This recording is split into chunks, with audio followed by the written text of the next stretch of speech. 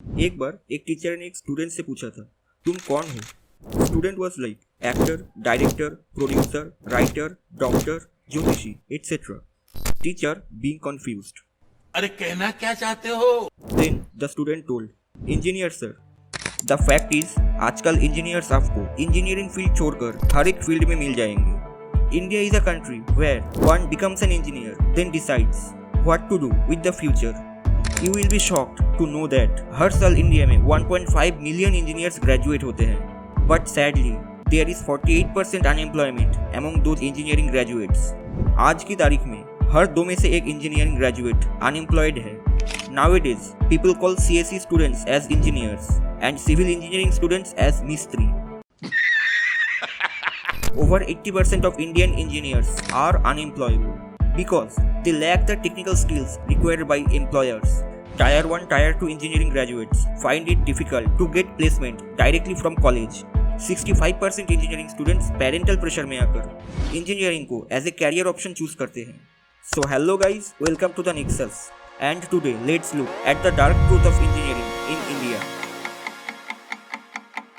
Indian parents के according engineering दुनिया का बेस्ट प्रोफेशन है जो कि उनके बच्चों को stable jobs, standard of living, social status, overall एक बेटर और सिक्योर लाइफ प्रोवाइड करेगा.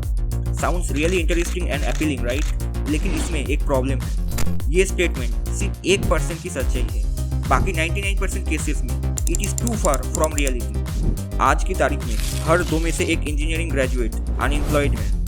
लास्ट ईयर नीति आयोग के वाइस चेयरमैन राजीव कुमार ने स्टेटमेंट दिया कि there is 48% unemployment among engineering students. Even after such a state, Indian parents feel too confident about engineering. वो ये fact या तो देख के अनदेखा कर रहे हैं या फिर वो समझना ही नहीं चाहते हैं.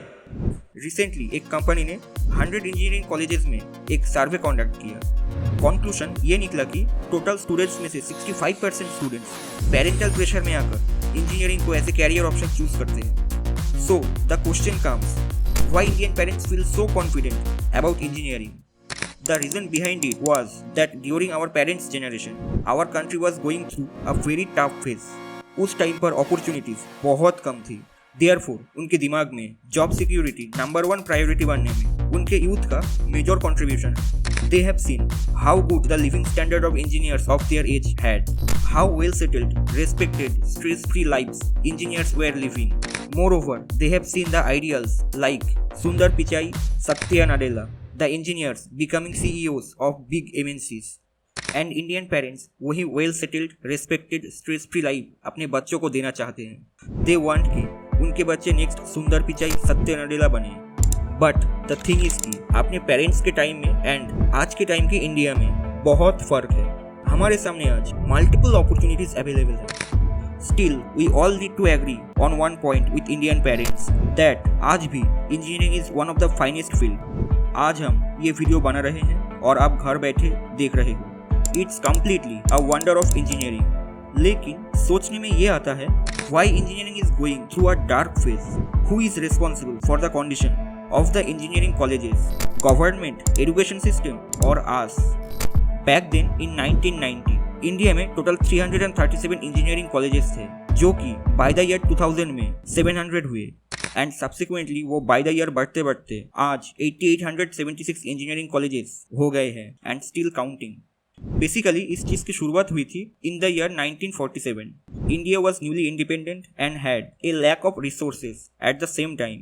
देयरफॉर इंडिया को उस समय इंजीनियर्स की बहुत ज्यादा जरूरत थी for making crucial infrastructure for the nation like dams, power plants, roads etcetera.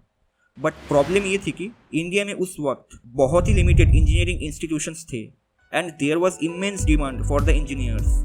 To solve this issue to an extent, PM Nehru established 7 IITs in India, जो कि till date इंडिया के टॉप इंजीनियरिंग इंस्टीट्यूशंस है. Later on, in the year 1990, India faced major economic crisis. So, to give a kickstart to the Indian economy, Dr. Manmohan Singh came up with an economic financial policy of 1991, LPG, Liberalization, Privatization, Globalization. इस policy ने Indian market को पूरे world के लिए open कर दिया. Foreign countries were free and welcomed to invest in India, but they faced a major problem.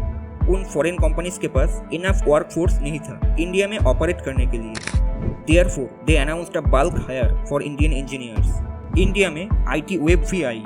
India के big IT companies like Wipro, Infosys etcetera ने कैपेबल इंजीनियर्स को हायर करके अमेरिका भेजना चालू किया। And that is why the demand for engineers in India has increased immensely. इससे कुछ बातें अच्छी हुई कि इंडियन इंजीनियर्स को रोजगार मिलने लगा। इंडिया में हर साल लाखों इंजीनियर्स ग्रेजुएट हो रहे थे, नए इंजीनियरिंग इंस्टीट्यूशंस डेवलप हो रही थी। बट एक बहुत इंपॉर्टेंट चीज जो एकदम ही डिक्लाइन हो गई, the quality of education.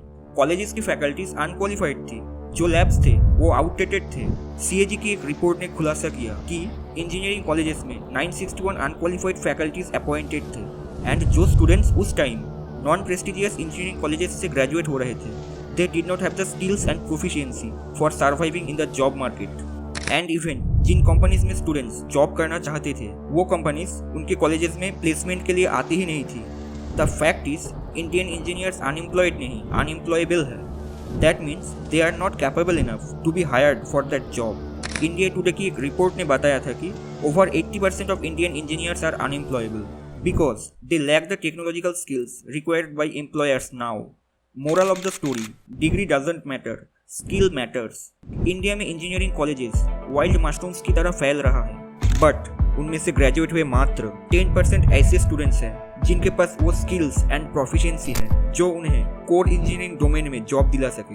The dark truth is IITs और कुछ प्रेस्टिजियस इंजीनियरिंग कॉलेज छोड़ के जितने भी कॉलेजेस हैं, उनके पास इनफ रिसोर्सेज ही नहीं है जिससे स्टूडेंट्स उस लेवल की स्किल्स और प्रोफिशिएंसी सीख पाए जो उन्हें आगे चलकर जॉब दिलवा सके। इस AI के जमाने में आज भी colleges old teaching patterns follow कर रहे हैं, जिससे एक बड़ा गैप क्रिएट हो रहा है। स्टूडेंट्स की learning and current required skills में कॉलेजेस में स्टूडेंट्स को रेयरली लाइव प्रोजेक्ट अपॉर्चुनिटीज का एक्सपोजर मिलता है, जिसके कारण स्टूडेंट्स को कोई आइडिया ही नहीं होता how things work in real life. Actually engineering syllabus in India focus only on 2 things, attendance and assignments. Therefore, all they know is submitting bundles of assignments and muggling up things before one day of exam. A student's energy is wasted in these 2 things only. No room for creativity and innovation left. और इसके कुछ adverse effects भी हम देख सकते हैं। Engineering field overcrowded हो चुकी है, जिससे जॉब मार्केट भी सैचुरेटेड हो चुका है। एक वैकेंट सीट को फिल करने के लिए हजारों लोग लाइन में लगे हुए हैं। According to the reports, ये सामने आया है कि even Bangalore, which is considered the IT hub of India, is facing a decline in the employment rate among the engineering graduates. Students tension में है कि 4 साल पढ़ने के बाद भी वो एक जॉब नहीं ले पा रहे हैं। According to the data from Naukri.com, the average salary of VTU engineering graduates has decreased from rupees 6.5 lakh in 2011-2013 to rupees 3.2 lakh in 2018-2021. A NASSCOM report estimates that out of the 3 million joining the IT workforce, only 25% of graduates with engineering background are employable. Open access journal education sustainability and society में published एक study के according unemployed people are very likely to experience psychological tension, mainly depression and anxiety, which negatively affects their health, their family's security and society stability in general. Doctor Surya Prasad जो कि एक psychiatrist हैं, उन्होंने बताया कि बहुत सारे इंजीनियरिंग ग्रेजुएट्स सफर करते हैं किसी न किसी तरह की मेंटल हेल्थ इश्यूज से। Surprisingly, this is the dark truth of engineering in India. So ever thought how it would be fixed? The simple and sorted answer by some effective changes in the engineering colleges, like providing qualified faculties, changing the curriculum and upgrading old teaching patterns and pedagogies in institutions. And instead of only blaming the education system, students too look out for learning opportunities and hold the skills that employers demand for. क्योंकि better है कि खुद बदल जाओ, वरना वक्त बदलेगा तो बहुत तकलीफ होगी। So these were the dark truths of engineering in India. We expect over the years, government and Indian Education Ministry engineering को इस dark phase से बाहर निकाले। I hope you enjoyed this video. Please like, comment and share.